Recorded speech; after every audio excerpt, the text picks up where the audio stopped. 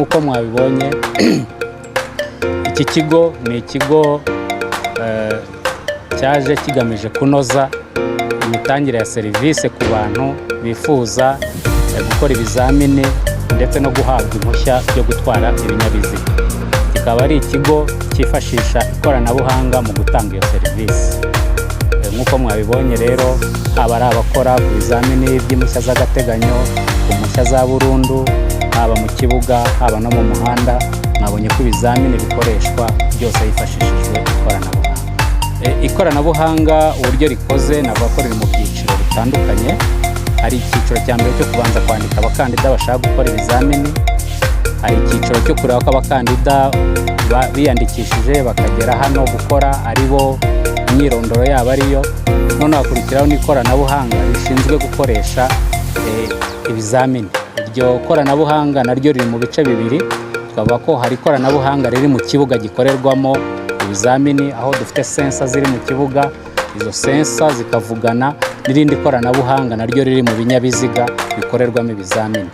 Hanyuma iryo koranabuhanga, iryo mu kibuga n'iryo mu modoka bimaze kuvugana, bireba icyo umukandida yakoze, bikohereza amakuru mu cyumba gishinzwe gukontorora ikorwa ry'ibizamini. Ni ubwo buryo navuga ko iryo koranabuhanga ririmo. Hanyuma iyo tugiye rero hanze mu gukoresha ibizamini byo mu muhanda, naho twinjira mu rindi koranabuhanga riri mu modoka rikontorora uko ibizamini bikorwa, ariko tukanifashisha ikoranabuhanga rya GPS kugira ngo tugende dukurikirana aho imodoka igeze, ndetse bibashe no guhuzwa neza n'ibyapa biri ku uwo muhanda, kugira ngo amabwiriza atangwa n'iryo koranabuhanga ataza kuba busanya n'ibyapa biri ku uwo muhanda. Nibyo ushobora kumva tuvuga ikoranabuhanga wenda ukumva ko ari ibintu bikomeye cyangwa se ari ibisabwa wa mukandida uje gukora. Mu by'ukuri umukandida uje gukora ibyo asabwa ni ugutwara imodoka uko yabyize. Ikoranabuhanga tuvuga ni iryo ryivuganira gusa, ntaho risaba umukandida kugira ikindi kintu akora muri ubwo buryo bw'ikoranabuhanga.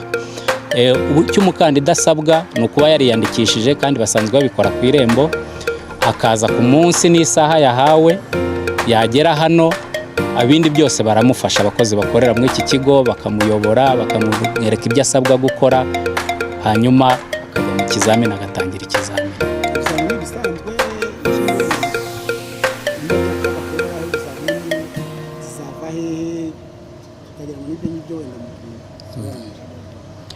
Ikizamini nk'uko mwabibonye twavuga ko ni igisanzwe, ko ni ikizamini cyo kureba uko abantu batwara imodoka, imyitwarire y'abatwara imodoka n'uburyo bubahiriza amategeko yo mu muhanda. Icyo nicyo twahera tuvuga ko ni ikizamini gisanzwe.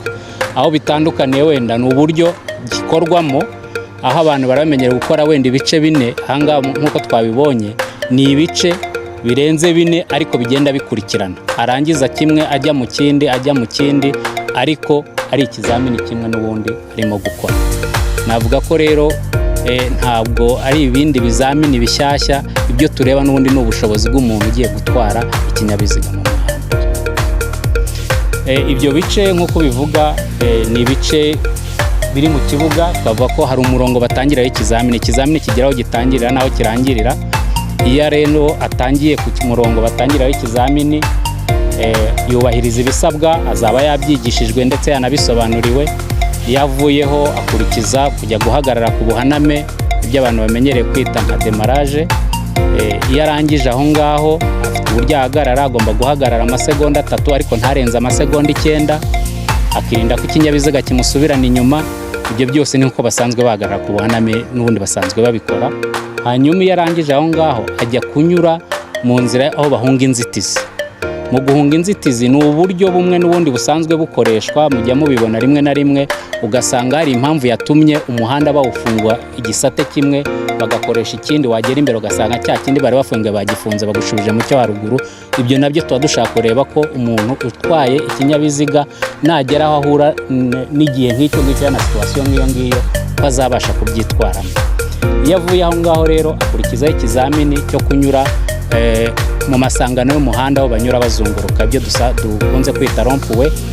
Akayinyuramo akerekana aho asohokeye, kuko abantu benshi mu muhanda mwese murabibona, mukunda kubibona ko tugera muri rompuwe twese tukabyiganiramo. ugasanga umuntu yinjiye muri rompuwe ntiyerekanye aho ashaka gusohokera, aho umuntu anyura tuba tuhazi, ahubwo icyo tuba dukeneye ku muntu winjiye muri rompuwe n'aho ari busohokere, kugira ngo wowe umukurikiye umenye nawe niba uri bumujye inyuma cyangwa niba umujye ku ruhande bitewe n'aho ushaka gusohokera. Nk'uko mwabibonye rero muri rompuwe harimo inzira eshatu umuntu ashobora gusohokeramo, mushobora kuba mwinjiriyemo mwese mutari gusohokera ahantu hamwe, bisaba ko werekana aho uri busohokere, bigafasha ukuri inyuma kugira ngo nawe amenye igihanda ari bufate. Ikindi nk'uko mubizi bisaba ko ugiye kwinjira mu masangano y'umuhanda banyura bazunguruka arabanza akareka ikinyabiziga cyamutanzemo kigatambuka. Iyo agisanzemo ikindi kikirimo gishobora kugira ikibazo nawe kikamuteza ikibazo, kikamubangamira ku rugendo yari afite. Ni byiza ko ategereza ko avamo. Iyo avuye aho ngaho rero tujya ku kindi kizami cyo guparika ku ruhande, uburyo bahagarara ku ruhande rw'umuhanda. Nacyo yarangije kugikora arongera akajya gukora ikizamini cy'uburyo bahagarara basubira inyuma, nk'ibyo dukunze kuvuga guhagarara muri garaje, cyangwa uburyo baparika mu igaraje iwawe winjira ujya guparika mu rupangu cyangwa mu rugo iwawe. Noneho wavamo aho ngaho ukaza gukora ikindi kizamini nanone cyo kureba uburyo uhindura vitesse. Hariho amabwiriza y'uburyo icyo kizamini, bivuze ko ashobora gukora udukosa dutoya dutwara amanota makeya ariko n'ubundi agatsinda ikizamini. Nibyo amanota bayabona kuko muri iryo koranabuhanga riri mu modoka hariho icyo nakwita nk'isakaza mashusho cyangwa se ikintu kimwereka ko amanota yariho, abayareba ndetse n'ikosa akoze ababibona ko amanota avuye.